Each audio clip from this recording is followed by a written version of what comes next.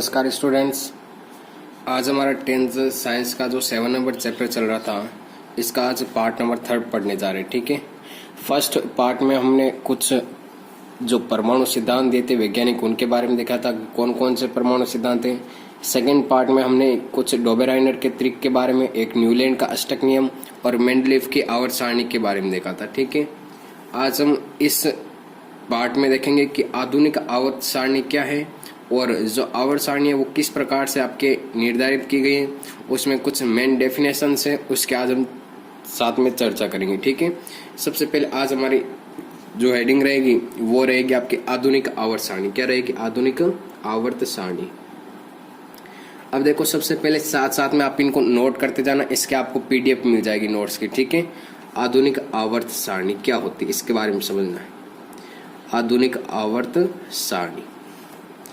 अब देखो, आधुनिक आवर्त सारणी मतलब अभी जो आप जो सारणी पढ़ते वो कौन सी आपके आधुनिक आवर्त सारणी कौन सी है? आधुनिक आवर्त सारणी है। इसमें आपके क्या क्या मेन परिभाषा थी, क्या लक्षण थे, उन्हें हमें यहाँ पे समझना है। ठीक है, तो इसका जो प्रतिपादन क्या था आधुनिक आवर्त सारणी का, वो क्या था? एक वैज्ञानिक था, उस वैज्ञानिक का नाम है आपके हेनरी मोजले। कौन था? हेनरी मोजले नामक वैज्ञानिक ने,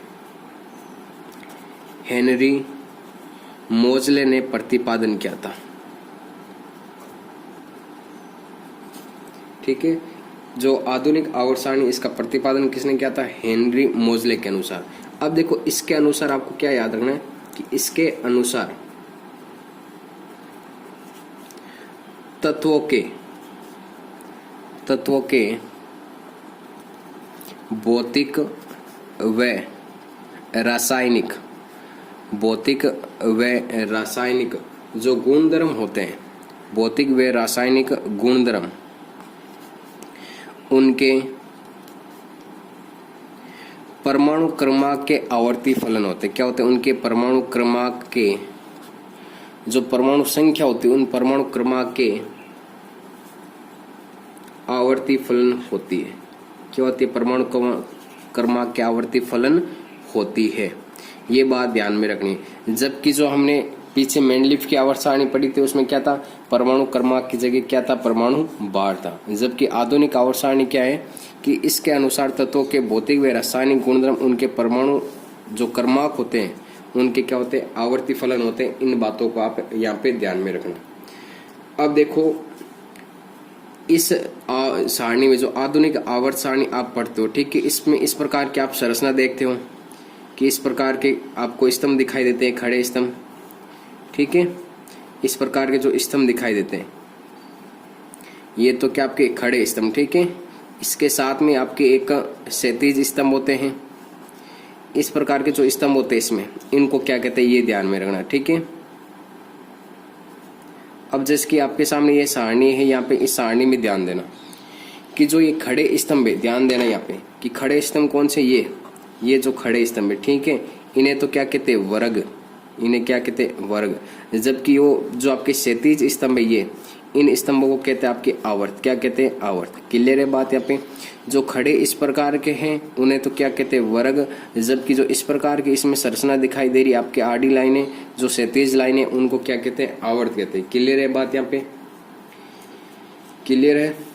अब देखो, इसमें जो वर्ग की संख्या है वो वर्ग की संख्या टोटल 18। जब आप आवर्त सारणी में देखोगे तो टोटल 18 होंगे, 1 2 3, ये टोटल आपके जो ये वर्ग की संख्या ये कितनी होगी? इसमें 18। ठीक है, जबकि जो आवर्त की संख्या होगी, ये आवर्त की संख्या होगी इसमें 7 होगी। कितनी होगी? 7 होगी। ध्यान रखना, वर्ग कितने होते हैं इसमें? 18, जबकि जो आवर्त होते हैं वो कितने होते हैं? 7 होते हैं। इस बात को आप यहाँ पे ध्यान में रखना कि वर्ग की संख्या कितनी? 18 और आवर्त की संख्या कितनी होती है? 7 होती है। इतना आपको इस आधुनिक आवर्त सारणी के बारे में ध्यान में रखना। अब देखो, आपको डिस्प्ले पर यहाँ पे आधुनिक आवर्त सारणी दिखाई दे रही होगी ना। ये जो डिस्प्ले पर सारणी दिखाई दे रही है आपको आधुनिक आवर्त सारणी, इसमें आप वर्ग की संख्या गिन सकते हो, टोटल कितनी? 18। और आप इस पर जो क्षैतिज लाइन है वो कितनी आपके? 7। क्षैतिज लाइन कितनी है? 7, जिन्हें क्या कहते हैं? आवर्त। तो वर्ग 18 और आवर्त कितने हो जाएंगे? 7। अब देखो, नेक्स्ट हमारी कुछ परिभाषा है, उसमें परिभाषाओं को समझते हैं। सबसे पहले जो आपकी परिभाषा आती है वो परमाणु त्रिज्या आती है। क्या होती है? परमाणु त्रिज्या। देखो इस जो परमाणु त्रिज्या है इसकी डेफिनेशन क्या है कि परमाणु के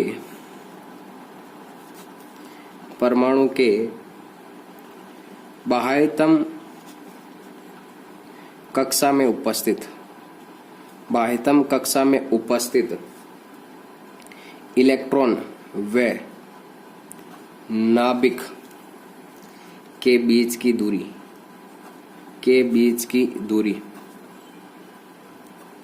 क्या कहलाती है? परमाणु त्रिज्या कहलाती है। क्या कहलाती है? परमाणु त्रिज्या कहलाती है। अब देखो इसको किस प्रकार से समझना है कि परमाणु त्रिज्या, यहाँ पे क्या है? त्रिज्या। आप मैथ्स में पढ़ते होंगे त्रिज्या और व्यास, ठीक है। तो जैसे कि हमारे पास ये एक परमाणु होता है, इस परमाणु के नाभिक होता है, ये बीच में नाभिक सेंटर, और बाहर क्या करते हैं? इलेक्ट्रॉन यहाँ पे क्या करते हैं? चक्कर लगाते रहते हैं। यहाँ पे इलेक्ट्रॉन क्या करते हैं? चक्कर लगाते रहते हैं, ठीक है। ये आपको एक पूरा का पूरा एक सर्किल की तरह लग रहा है, एक वर्त की तरह। तो हम त्रिज्या मेन जो मैथ सब्जेक्ट है उसमें क्या पढ़ते हैं कि केंद्र से परिधि के बीच की दूरी आपकी क्या कहलाती है? त्रिज्या। सेम इसी प्रकार की परमाणु के बाह्यतम कक्षा में उपस्थित इलेक्ट्रॉन, ये बाह्यतम कक्षा, यहाँ पे उपस्थित इलेक्ट्रॉन वे नाभिक के बीच, ये नाभिक, ये तो क्या आपके नाभिक, ये क्या? नाभिक। और ये क्या? बाह्यतम कोश में उपस्थित इलेक्ट्रॉन। तो इस इलेक्ट्रॉन और नाभिक के बीच की दूरी, ये दूरी जो आपके, ये क्या कहलाती है? आपके परमाणु त्रिज्या। क्लियर है बात? यहाँ पे परमाणु त्रिज्या क्या कहलाती है कि परमाणु के बाह्यतम कक्षा में उपस्थित इलेक्ट्रॉन और नाभिक के बीच की दूरी, ये दूरी क्या कहलाती है? आपके परमाणु त्रिज्या कहलाती है। तो पहली डेफिनेशन आपकी किसकी होगी? परमाणु त्रिज्या की परिभाषा होगी, ठीक है। अब देखो नेक्स्ट जो परिभाषा ध्यान में रखना है वो रखनी है आपको प्रभावी नाभिक के आवेश। ये तो हो गई फर्स्ट नंबर डेफिनेशंस, ठीक है।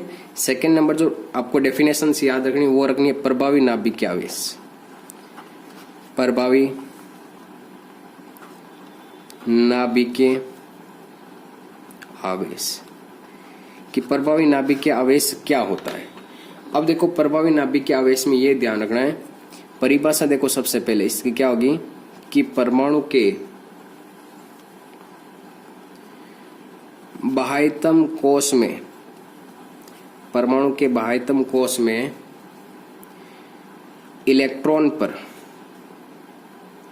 नाभिक के द्वारा जो आकर्षण बल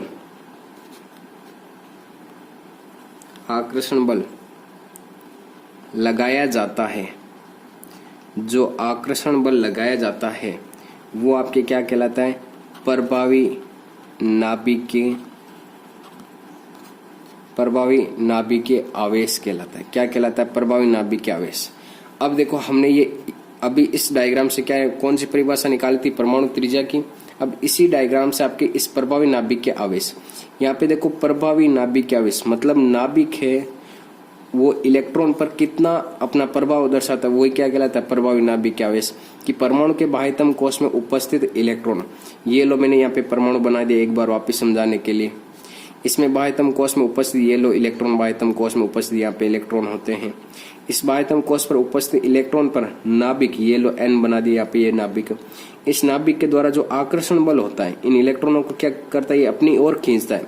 तो जो आकर्षण बल होता है, यहाँ पे जो आकर्षण बल लगता है वही क्या कहलाता है? आपके प्रभावी नाभिक के आवेश। क्लियर है बात यहाँ पे कि इसका प्रभाव कितना है नाभिक का इस इलेक्ट्रॉन पर, वही क्या कहलाता है? प्रभावी नाभिक के आवेश। और इनके बीच की दूरी वो क्या हो जाती है? आपके परमाणु त्रिज्या। वो क्या कहलाती है? परमाणु त्रिज्या। अभी इसकी डेफिनेशंस पढ़ी थी, तो अभी तक आपको परमाणु त्रिज्या और ये प्रभावी नाभिक के आवेश के बारे में कोई डाउट नहीं होना चाहिए, ठीक है। इन दोनों की परिभाषा अब आपको यहाँ पे याद रहनी चाहिए। अब देखो एक नेक्स्ट परिभाषा आती है हमारी आयनिक त्रिज्या। नेक्स्ट जो डेफिनेशंस आती है वो डेफिनेशंस आती है आपके आयनिक त्रिज्या की। आयनिक त्रिज्या क्या होती है? थर्ड नंबर जो परिभाषा है वो है आपके आयनिक त्रिज्या। किसकी परिभाषा? आयनिक त्रिज्या की परिभाषा। अब देखो आयनिक त्रिज्या की परिभाषा में आपको क्या याद रखना है? देखो आयनिक त्रिज्या की परिभाषा में देखो सबसे पहले क्या है इसकी परिभाषा कि जब कोई परमाणु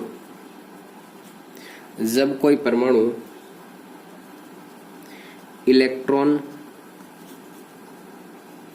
त्यागता है, जब कोई परमाणु इलेक्ट्रॉन त्यागता है या ग्रहण करता है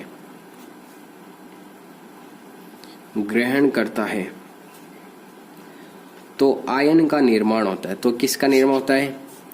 आयन का निर्माण होता है। किसका निर्माण होता है? आयन का निर्माण होता है।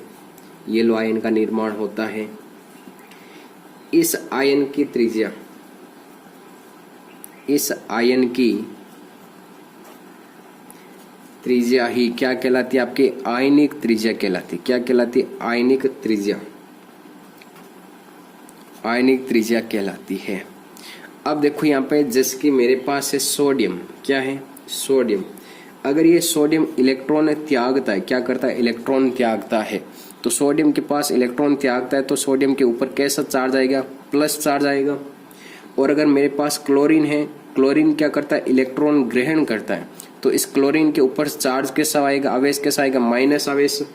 तो यहाँ पे क्या करता है? ये तो क्या बना रहा है? आपके धनावेश, और ये क्या बनाता है? आपके ऋणायन बनाता है। ठीक है, इनकी त्रिज्या ही क्या कहलाती है? आपके आयनिक त्रिज्या। इन दोनों की त्रिज्या क्या कहलाती है? आयनिक त्रिज्या। देखो क्या लिखा, जब कोई परमाणु इलेक्ट्रॉन त्यागता है, ये लो सोडियम इलेक्ट्रॉन त्यागता है या ग्रहण करता है, ये क्लोरीन इलेक्ट्रॉन क्या कर रहा है? ग्रहण कर रहा है, तो आयन का निर्माण होता है। ये लोग यहाँ पे धनायन का, यहाँ पे ये ऋणायन का निर्माण होता है। तो इसकी त्रिज्या आपकी क्या कहलाती है? आपके आयनिक त्रिज्या कहलाती है। क्लियर है बात यहाँ पे आयनिक त्रिज्या की परिभाषा। अब देखो 4th नंबर परिभाषा कौन सी आती है? आयनन एंथैल्पी। आयनन एंथैल्पी की परिभाषा क्या होती है? अब देखो आयनन एंथैल्पी की परिभाषा में कैसे याद रखना है, एक बार इसकी परिभाषा देखो। हम लिखते हैं कि गैसीय अवस्था में, गैसीय अवस्था में किसी तत्व के उदासीन परमाणु, गैसीय अवस्था में किसी तत्व के उदासीन परमाणु में से एक इलेक्ट्रॉन, क्या करना है? एक इलेक्ट्रॉन को निकालने के लिए, एक इलेक्ट्रॉन को निकालने के लिए दी जाने वाली ऊर्जा, दी जाने वाली ऊर्जा क्या कहलाती है? आपकी आयनन ऊर्जा, या इसे हम क्या कह सकते हैं? आयनन एंथैल्पी कह सकते हैं। क्या कह सकते हैं? आयनन एंथैल्पी। क्या कहलाती है? आयनन ऊर्जा या आयनन एंथैल्पी कहलाती है। क्लियर है बात? जिसकी मेरे पास क्या है? उदासीन परमाणु। क्या है? कोई भी उदासीन परमाणु। ठीक है, यहाँ पे क्या, किसी गैसीय अवस्था में किसी तत्व के उदासीन परमाणु में से, उदासीन परमाणु है, ठीक है, इसको मैं क्या दूंगा? आयनन ऊर्जा दूंगा। ये लो, मैंने निकालने के लिए क्या दी जाती है? आपकी ऊर्जा। जो ऊर्जा दी जाती है यहाँ पे क्या है? निकालने के लिए दी जाने वाली ऊर्जा। तो उदासीन परमाणु है, इसके साथ मैंने क्या दे दी? इसको ऊर्जा दे दी। और यहाँ पे क्या निकलेगा? आपके इसमें से इलेक्ट्रॉन को निकालना। क्या निकालना? एक इलेक्ट्रॉन। ये लो, मैंने एक इलेक्ट्रॉन निकाल दिया, तो ये क्या बनाएगा? यहाँ पे धनायन बनाएगा, और पीछे यहाँ पे क्या रह जाएगा? एक इलेक्ट्रॉन रह जाएगा। तो ये जो ऊर्जा दी जाती है यहाँ पे, यही ऊर्जा क्या कहलाती है? आपके आयनन ऊर्जा कहलाती है। क्लियर है बात यहाँ पे कि आयनन ऊर्जा की परिभाषा क्या होती है? अब देखो 5 नंबर जो हमारी डेफिनेशन से आती है वो आती है इलेक्ट्रॉन लब्धि एंथैल्पी। इलेक्ट्रॉन लब्धि एंथैल्पी क्या होती है? इलेक्ट्रॉन लब्धि एंथैल्पी की परिभाषा देखो किस प्रकार से याद रखनी है आपको। इसमें ध्यान रखना है सेम ही होगा कि गैसीय अवस्था में, इसकी और इसकी परिभाषा अब ध्यान रखना दोनों की। ठीक है, इन दोनों में क्या डिफरेंस है ये ध्यान में रखना कि गैसीय अवस्था में किसी तत्व के एक उदासीन परमाणु, किसी तत्व के एक उदासीन परमाणु द्वारा इलेक्ट्रॉन ग्रहण कर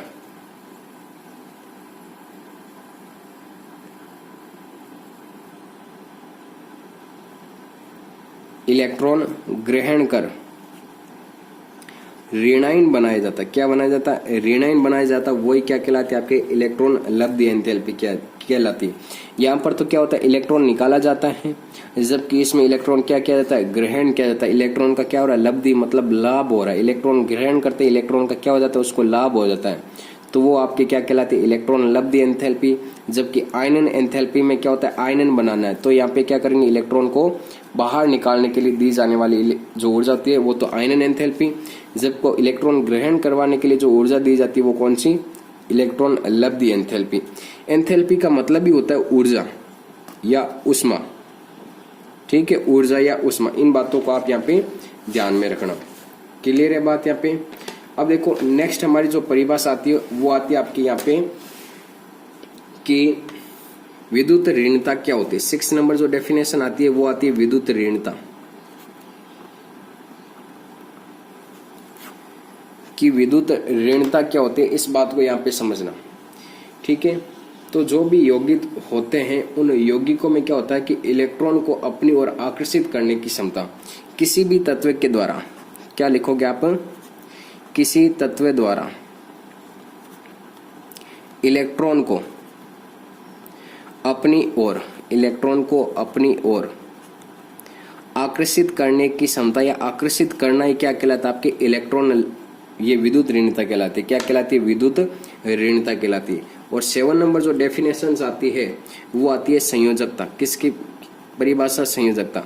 संयोजकता के बारे में आपने छोटी क्लासों में पढ़ा होगा कि किसी तत्व के बाह्यतम कोश में उपस्थित इलेक्ट्रॉन, किसमें, बाह्यतम कोश में उपस्थित इलेक्ट्रॉन। जैसे कि हमारे पास ये एक परमाणु है, इसके बाह्यतम कोश में कितने इलेक्ट्रॉन है, मान लो 2 इलेक्ट्रॉन है, तो इसकी संयोजकता कितनी, 2। जैसे कि हमारे पास रहता है 5 नंबर पे आने वाला कौन सा परमाणु, बोरॉन है। अब इस बोरॉन में देखो पहले तो कितना आते, 2 इलेक्ट्रॉन, फिर कितना आते, 3 इलेक्ट्रॉन, तो इसकी संयोजकता कितनी हो जाती है, प्लस की 3 हो जाती है। इस प्रकार बाह्यतम कोश में उपस्थित इलेक्ट्रॉन की संख्या आपकी क्या कहलाती है, संयोजकता कहलाती है। क्या कहलाती है, संयोजकता कहलाती है। क्लियर है बात यहाँ पे। अब देखो मोस्ट इंपॉर्टेंट जो आपके मेन टॉपिक है वो हम करेंगे आपके नेक्स्ट क्लास में, ठीक है। और वो है आपके आवर्ती गुण, कि इस आधुनिक आवर्त सारणी में क्या क्या गुण हैं, उन गुणों के बारे में हम पढ़ेंगे नेक्स्ट क्लास में। और इसके साथ में हम देखेंगे आवर्त सारणी के बारे में कि आवर्त सारणी में क्या है, कितने आवर्त है, कितने वर्ग है, कौन से तत्वों को किस प्रकार से याद करना, वो सारी क्लास हम ट्रिक्स के द्वारा उन तत्वों को याद करेंगे, ठीक है। और पूरी की पूरी सारणी आप एक बार में, सारी सारणी जो भी टेबल है, पीरियोडिक टेबल तत्वों की सारणी, वो आप एक बार में क्या कर सकते हो, उनको बना सकते हो, ठीक है। अब इसमें से कोई भी आपके डाउट्स है तो वो आप कमेंट करके उनको पूछ सकते हो, टाइप कर सकते हो कमेंट्स में। और इसकी PDF एंड नोट्स की वो आपको व्हाट्सएप ग्रुप में मिल जाएगी। धन्यवाद।